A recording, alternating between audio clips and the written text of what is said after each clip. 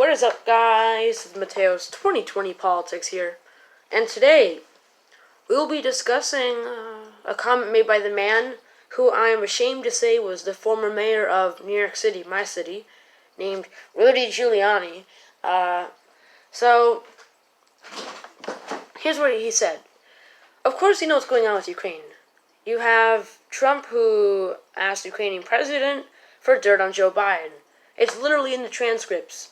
Now, I understand that maybe it wasn't copied word for word, but instead of just automatically saying, no, it's fake, then let's actually look at the evidence that we actually have, the only evidence that we actually have, and appreciate it. So, Trump asked for dirt on Joe Biden in exchange to give money to Ukraine for military aid. Now, here, Giuliani defended Trump, and here's what he said. Well, Trump did ask the Ukrainian president for dirt on Joe Biden, but you see, he was just trying to, expose Biden for being all corrupt because he's corrupt too. Trump's just being a hero. He kind of reminds me of Gollum, not to sound mean, but he just does. Look up Gollum, Lord of the Rings. You'll see what I'm talking about. So, this is what you call hypocrisy. This is the definition of hypocrisy. Because what Giuliani's saying is just like saying, well, that guy's a murderer, so I'm going to murder his wife. Now, I know it's wrong to do that, but hey, he's the murderer here. No, you're a murderer too. Now, I understand that murder and, having dirt on Joe Biden are different things, but it's a good comparison because he's basically saying, well, it's bad when Joe Biden's corrupt, but it's okay when Trump's corrupt, to try to get rid of him. So, it's like fighting fire with fire, because, oh great, the way to get rid of corruption is for yourself to be corrupt. No. It's called sarcasm. So, this is a very interesting case, and I haven't been making videos on this because nothing really new has come out. I'm actually planning on releasing two more videos today because I haven't made many recently. Talking about how Trump has been childishly lashing out, things like that. So one video about the 2020 primary. And so, again, this is hypocrisy. And the sad thing is that this is actually going to appeal to some Trump voters.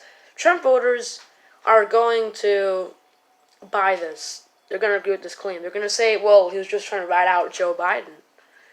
Now, let's think of it this way. Imagine for a second that Barack Obama did this. Imagine for a second that Barack Obama asked the Ukrainian president for dirt on Mitt Romney in 2012. Oh my God. All of the fire. He would be lit on fire by Republicans. He would. And then, Bill Clinton too. I mean, if a different president had done this, imagine how much criticism they would get. But with Trump, we've all been numbed. And again, with Republicans, they have been turned into Trump's servants. That sounds harsh, yes, but think of it this way. What I wish would be this. I wish the Republicans would first, look at the evidence, just they value the evidence, right? They would look at it. And then you could say, okay, you know what, Trump is justified. I disagree with you, but go ahead, Now, what the Republicans are actually doing is they're first making up their minds and saying Trump is justified, and then trying to back it up with reasons. You know what I mean? It just shows the partisanship, because, once again, if Trump were to murder his whole family, nuke every single city in Canada, and invade South Africa for no reason, he would still have a 30% approval rating. And the congressmen would still support him because they're just too damn diehard. They're never going to leave him. And one time he did say, one time if I were to shoot somebody on Fifth Avenue, then you'd all support me, right? And all of his supporters cheered. But I'm sorry, but that's not something to be proud of. That really isn't. So even if there would be enough evidence to show Trump is guilty, like there already has been enough evidence, anything more would be an overkill. The Republicans will still try to find excuses to defend him because instead of, well, actually, if you wouldn't actually, like, you have Mitt Romney and another congressman who have actually said that no, this is wrong. What he's going to do. And I thank Mitt Romney and those other Republicans because they're actually being brave. Um, so it's interesting because these Republicans are never going to switch away from Trump, except for a few like Mitt Romney. One time, Justin Amash, you might remember him, that one Republican who said Trump should be impeached after the Mueller report, he actually said that, oh yeah, the Republicans are all scared of Trump. They're simply too partisan. They're scared if they do anything, and they speak out against Trump, they'll be critical of him, they'll possibly lose re-election. And I think what he's saying is true. There's no way to actually prove it, but you could just see it with the Republicans. Again, they are just automatically siding with Trump. And statistics have also shown that back in even the 80s, Republicans would sometimes side with Democrats. Democrats sometimes side with Republicans.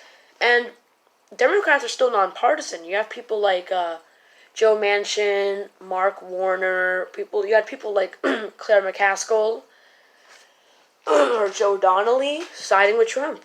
Siding with the Republicans in congressional votes. But are there ever any Republicans siding with Democrats? No. They have polarized themselves. It's not that Democrats are moving too far to the left and Republicans are moving too far to the right. It's just Republicans are moving too far to the right. Democrats are staying the same, in Congress at least. And so, I'm just saying that Republican congressmen are going to start using the excuse of, well, Biden's corrupt too. Just because Rudy Giuliani used it, because they think they can fool people with it. Obviously not me, or I would say the majority of the nation. And again, there are two ways you could debunk that excuse. Number one, which I already did, was, well, that it's hypocritical what you're saying. But number two is, notice what Trump always does. When he gets criticized for something, or accused of something, instead of, let's say, actually talking about the criticism, defending himself, he'll go off topic and deflect and go to the other person. For an example, you had Beto O'Rourke, who criticized Trump when he ran for president, and instead of Trump talking about the actual substance, Trump said, oh yeah, his arms flail. He has flailing arms. Which is true, because Beto O'Rourke is like the, what do they call them? Arm flailing inflatable tube man. Is that it? Wacky, wavy, inflatable, arm flailing tube man. Wacky, wavy, inflatable, arm flailing tube man. I think I got it right. So it is true. Beto O'Rourke is like a wacky, wavy, inflatable, arm flailing tube man. I almost forgot there. But does that have to do with the substance? No, it doesn't even have to do with the criticism. It's off topic. So of course you're gonna have people like Guliani who aren't gonna understand that you have to talk about the actual substance. He's gonna go off topic and say, well, Biden's corrupt. Now, to many Trump supporters, it's like, yeah, he's corrupt. To us, it's like, dude, that's off topic. That's deflection. That's hypocrisy. So, moral of the video: don't be hypocritical. It's that simple. Thanks for watching this video, guys, and bye. Once again, I'm ashamed that this guy was once our mayor. Rudy Giuliani.